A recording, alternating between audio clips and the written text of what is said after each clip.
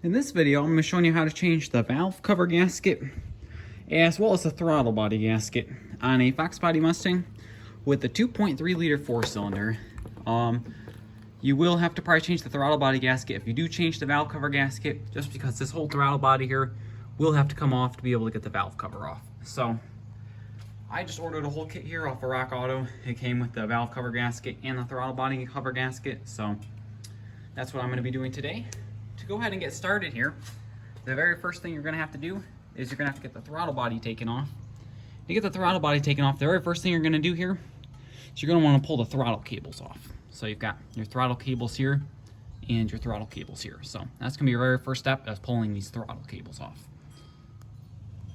So then to go ahead and get these throttle cables removed, you're just going to take a flathead screwdriver here. Just going to go behind here, and they should just pop right off of here. Okay, so then you've got a second cable down in here. Now to remove this one is slightly different than removing the other one. Instead of prying it with a flathead, you're just going to pull it up this way, and then it's just going to come right off of there. So I went ahead and got that removed. So then the next step here for doing this is you're going to want to remove your intake hose over here. So to go ahead and get that removed, you have a hose clamp up here. I'm going to loosen that up. And then once you get that loosened up, there's one more hose clamp down near the air box.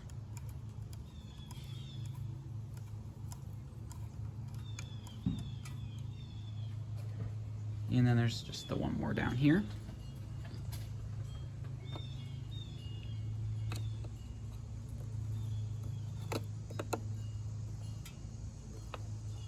And then once you've got both these loosened up, you're good to remove this off of the throttle body.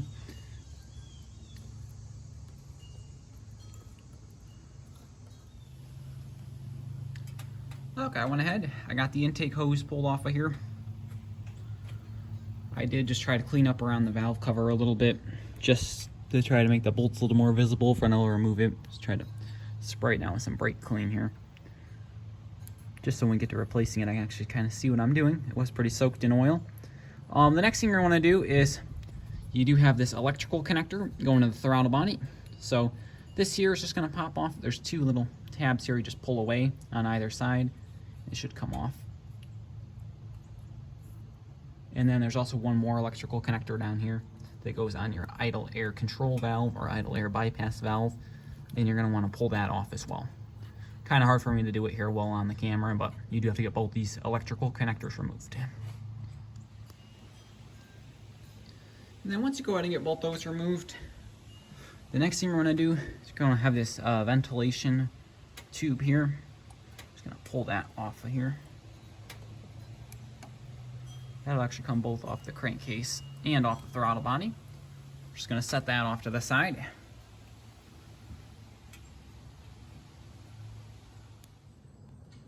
Okay, then what you're going to do is you can finally go ahead and actually remove the throttle body itself. To go ahead and get the throttle body itself removed, you're going to have four 10mm bolts here, 2 on top, and then 2 on the very bottom here where my ratchet and an extension, which you will need. The 2 on the bottom are actually the hardest to get to, so I'd recommend getting those first before we go loosening the top up, just so it's not loose while you're trying to get those 2 out on the bottom. So we go ahead and get the 2 on the bottom removed first, and then get the 2 on the top removed. And then I'll get the throttle body out of the way here. So once you go ahead and get the 4 bolts removed on the throttle body here, it will come off the intake. There is a gasket in between, and it's been on there for a while. It will stick on there a little bit. You kind of have to force it a little bit, maybe even lightly tap on it with a rubber mallet. That's actually what I had to do. Don't want to apply too much force. Definitely be careful with it, but it can be kind of difficult to get off. I did get mine off, so I'm just going to put it off to the side over here. And then there's also the gasket here. So take the old gasket off of here as well. So I will also be replacing this. And then now is a good time to inspect your intake and make sure that's nice and clean. Hopefully not any oil or anything in it. Mine actually has quite a bit of oil in it. I will be servicing the PCV valve for sure. I do know that does definitely need replaced. So, and I will have another video on how to do that. anyways, once you go ahead and get all that removed, the next thing you're going to want to do is you have your spark plug wires here that run across the top of the valve cover, and they just kind of clip into these little clips here. So you're just going to pull these wires off out of these clips, and then you will actually have to take each of the spark plug wires off of the ignition coil itself. Just so you do know, you will want to make sure you do know the firing order. My ignition coil actually has the firing order on the ignition coil itself, so when you go ahead and remove these, you'll just put it back according to here. If you don't have it on the ignition coil itself, I would definitely write down which wire goes where. So I'm going to go ahead and get these removed, and then you'll be good to get all that out of the way. Okay, so I went ahead and open up each one of these little tab things. Take a little flathead. You can pry the one up this way, then the other one will come up the opposite way. Pull all the spark plug wires out. There's one here. There's one over here. Just going to pull the spark plug wires off to the side there. And then the next thing you're going to have is you have your heater core lines here that run to the heater core. They run right down the side of the valve cover here. There's a little thing here that clips to the valve cover. So this should just pop right off of there. So just going to put that off to the side here. And then your heater core lines are free off the valve cover, giving you enough space. So then the next step is going to be actually to remove the valve cover. I went ahead, and I really recommend that you do this as well. So I went in and I tried to spray this down with some brake clean and wipe up in here the best I could. So I actually see the bolts, because this was just all sludged up with oil and dirt and whatnot, and I was hardly able to see anything. So I did go ahead, I did brake clean this up best I could so I can actually see the bolts that I'm getting out. So the next thing you're going to do here is you are going to remove each of these bolts. Okay, then just to go ahead and get the valve cover removed, you are going to have these bolts here. There's 4 on each side, so there's 8 total, and they are actually all 8mm. So just going to go ahead and get those removed. They shouldn't be on there super tight, so really you shouldn't have to use a lot of force or anything like that. Just more taking your time getting it removed. What I would do is recommend getting most of the way out by the ratchet, and then taking a magnet and trying to fish them the rest of the way out with the magnet, just so you don't drop them. If you have a magnetic socket, that'll also be really convenient. So just gonna be able to get all 8 of these removed, and then I'm gonna go ahead and get the valve cover pulled off. Okay, so I did go ahead. I got all the bolts removed from the valve cover itself. The valve cover is actually loose and ready to come off. The one problem I did run into though is all the way back here in the back. You do have your EGR line here, and the problem with this is it's just close enough to the valve cover where I just can't get the valve cover off with this EGR line here. So I am gonna actually have to remove this. If it was just like a 1/4 inch farther back, they would run it a little bit farther back this way, maybe even just a 1/4 inch would be enough space. Depending on what year you're working with, what kind of emissions they have on here. If your EGR is just slightly longer, you're going to be able to get this off. I unfortunately am not able to get this off with the EGR here. I have tried. So what I'm going to go ahead and do is there's just this one here, this one nut bolt here that is on the EGR line. I believe it's a 26mm, so I'm just going to 26mm wrench. I'm going to go ahead and get that removed off of there.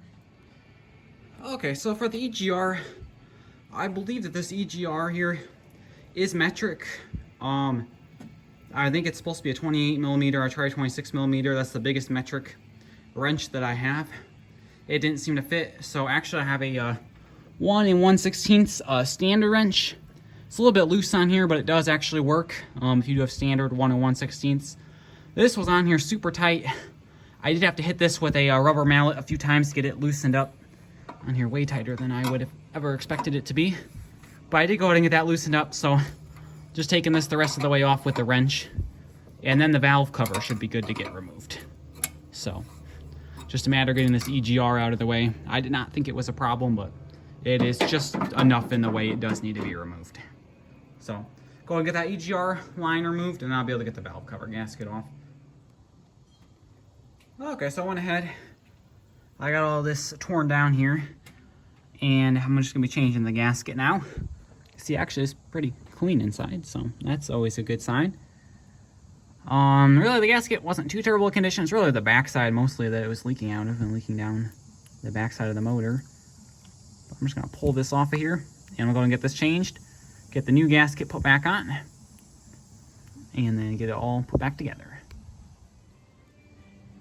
Okay, and then just so you know, when you do go ahead and get that new valve cover gasket installed here, can obviously want to line it up with all the holes here. Then on the very front, there's actually a little hole here, and there's a little tab that goes in here. Just make sure that that's lined up on the front there as well. And then once you've confirmed that it's lined up on all the holes, you can go ahead and try to get that valve cover put back on. That's what I'm trying to do here right now. And then you're all good to start putting everything back together. Okay, so I went ahead, I got the valve cover put back on. I did start with the 4 of the bolts in the corners. Just put them on a little bit by hand, just make sure the gasket was lined up. I started all the rest of the bolts by hand. And now I'm just gonna be torquing them all down. About 90 inch-pounds is what's recommended for this. So I'm just gonna start here. Start with this one, and then once I'm done with this one, I'm gonna go over here diagonally to this one. And I'm just gonna kind of work my way out. So then I'll come over here to this one, and then this one here. I'll come over here to the front, and then the one in the back. I'll just go diagonally across, working my way out from the middle. So it expands that gasket. And this way, by doing this, it'll help prevent leaks, and it also makes sure everything gets tightened down evenly. If you don't torque these right, it can cause leaks. You definitely don't want to over tighten. You also don't want to have them on too loose. I highly recommend torquing them. Starting in the middle. I know that's an even number of bolts, so you can't really start in the middle, but I just started with this one here, and then I went across to the other one, diagonally across here, and then so on. So that's how I went ahead and do it. I'm just going to go ahead and get the rest of this torqued back down, and then I go ahead and get the rest of the car put back together. Okay, I went ahead, I got everything put back together.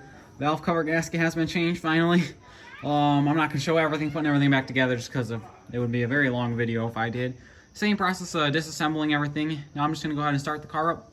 Make sure that everything is not leaking or anything like that. I also just did do an oil change on it just because in case any dirt or anything did fall in when I was changing that gasket. But I think everything should be okay now, so I did just change the oil. Haven't started it since the oil change, so I'm going to be doing that now. So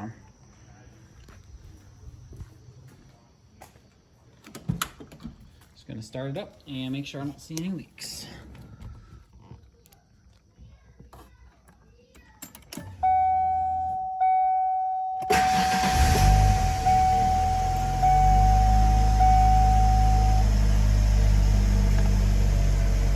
Oil pressure is running right in the range it should be.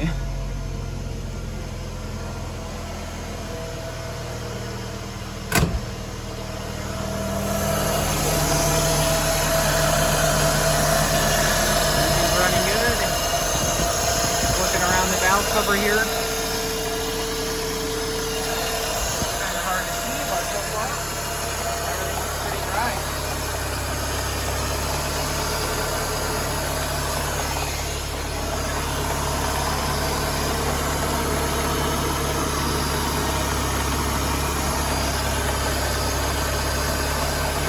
So